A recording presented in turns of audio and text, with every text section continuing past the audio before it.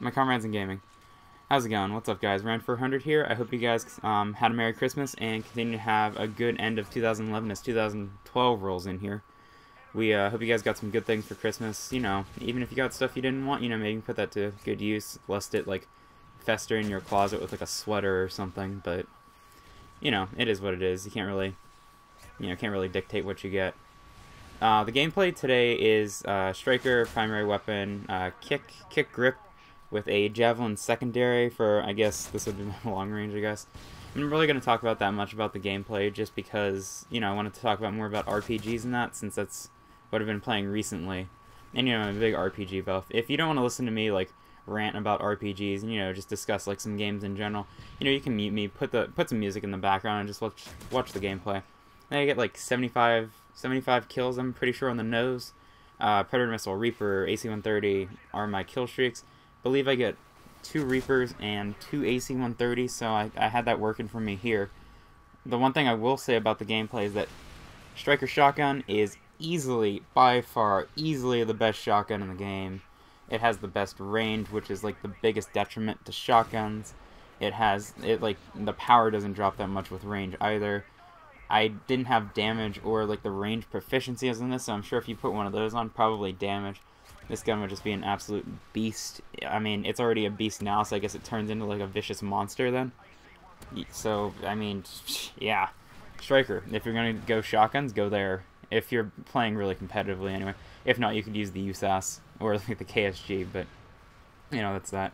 So as far as RPGs are concerned, so I've been playing Skyrim recently, and that's like the biggest one that's been taking the world by storm. It's made by Bethesda. So Bethesda Studios, and what they also make the Fallout series, and they made Oblivion and Morrowind, which are the previous 2 installments of the Elder Scrolls series. So one of the biggest things for RPGs, if they want to make a lasting impression on people, is that they need to make you feel like you belong in the RPG, you know, as like a character in the world that you're playing in. You need to feel immersed in the world. You need to feel like your character is actually accomplishing something in the world. It doesn't have to feel real just because it's fantasy, but you need to feel like you have like there's that sense of belonging, there's the sense of accomplishment, that sort of stuff. And like RPGs are designed to be really long, really engrossing.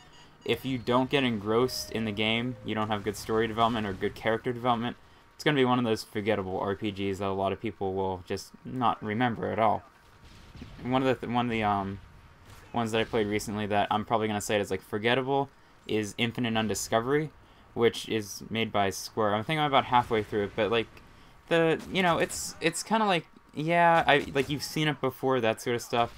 It doesn't really have like that new fresh feeling to it, and it's one of those ones that you might like, you know, you'll play it and then you won't talk about it afterwards. You know, it's just like generic story, that sort of stuff. So that's one of the things. If it doesn't engross, it's not good. As far as Elder Scrolls goes, I believe, if I'm not mistaken, it got the best game of the year for 2011 at the VGA Awards, and it also got, I know it got from Game Trailer Awards, the best soundtrack of 2011. And that's one of the things that Elder Scrolls has always been praised for, is their soundtrack. You get those really intense battle scenes where like heavy like trumpet music is like blaring in your ears, and then you have like those like serene moments like throughout like the different like world.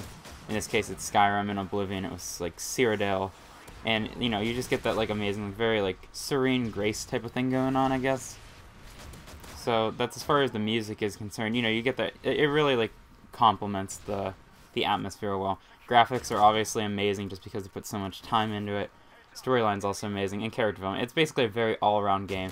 Easily, if you're going to do all the side quests, spend like 100, 200 hours just doing all these quests. So you have a really like intense game if you're gonna, you know, if you want like a very long game, and it has really good production value. So, and there's also replayability. So, you know, it's like, I would say your experience is gonna be different like every time. The best thing I would say about it, aside from the soundtrack, is that it has a really good blend of like, you can be like a warrior, mage, spells, swords, maces. You can be a thief.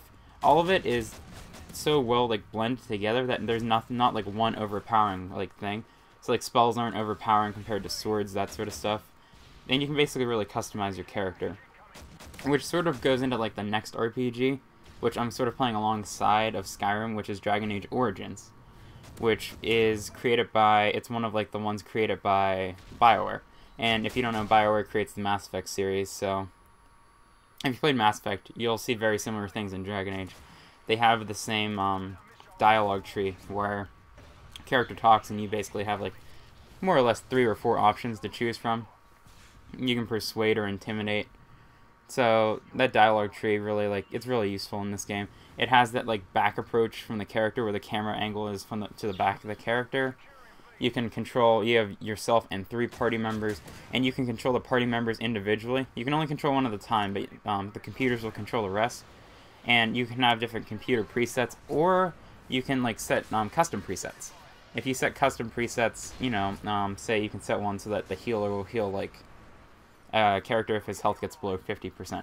So there's really a lot of customization going. I would say Dragon Age, it's not the best graphics-wise, but it has by far one of the best stories I've played as far as RPGs are concerned. So that's another thing about RPGs. You don't need to have the best graphics. A lot of people, I think, just because like the video game industry is like flood it with this like first-person shooter type of thing. Everybody's like, oh, the graphics have to be good. The graphics have to be good. No. The graphics don't have to be good, people. You know, that's always a nice addition, but for me personally, especially for RPGs, there's really 2 things that you want, aside from feeling, well, I guess there's 3. You need to feel engrossed in the game, but you need to have a really good storyline, which is 1, and really good character development, which is 2.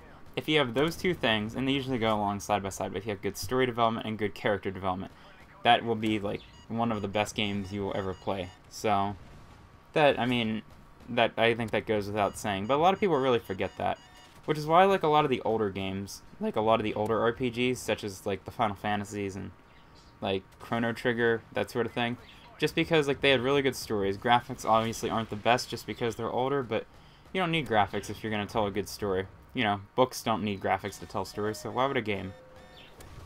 So that's that. As far as, let's see, I'm kind of like stumbling on my words here right now, but I guess I'll keep pressing on with this.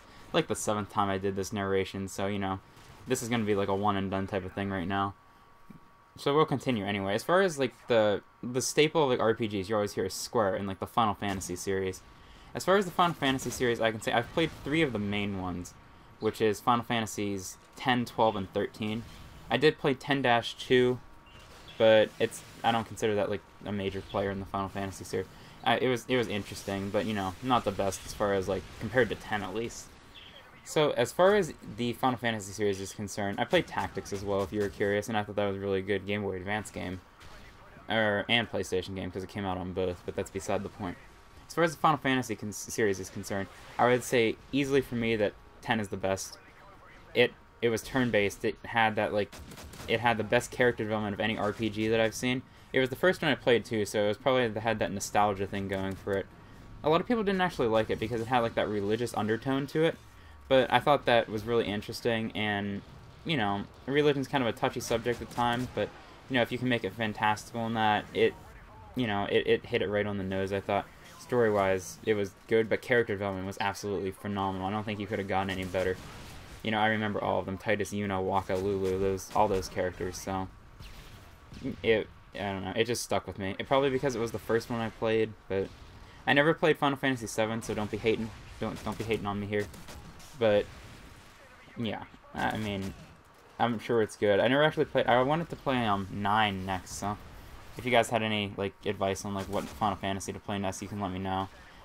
12, if you didn't play 12, it was when it switched from turn-based to real-time. So, you know, if you like real-time, you know, you might want to try that. I think that's why a lot of people didn't like 12, because they got away from turn-based. But, I mean, 13, I thought, brought it back a little bit. It did a really good job, too. Other RPGs, I can talk about really fast before the video game, yeah. Yeah, let's go, Randy. Before the gameplay ends, is that Super Mario RPG was my favorite RPG. It's actually my favorite game of all time. It was made by Square Enix, so they had the people who made Final Fantasy working on their team. It uses the Mario characters. It was really the best game in my opinion. It's still my favorite game of all time. There's other ones that you can consider that I never played, such as Lost Odyssey, The Last Remnant, Chrono Trigger, Chrono Cross, Secrets of Mana. I mean, there's just like a whole bunch that you can play that, you know, will keep you for hours. And they're really cheap, so, you know, you might want to go pick one up. So, yeah, that's basically it. 75 kills and 12 deaths, I think, 2 assists. You know, all in a day's work. So I hope you guys enjoyed this, and I will see you guys next time. Peace out later.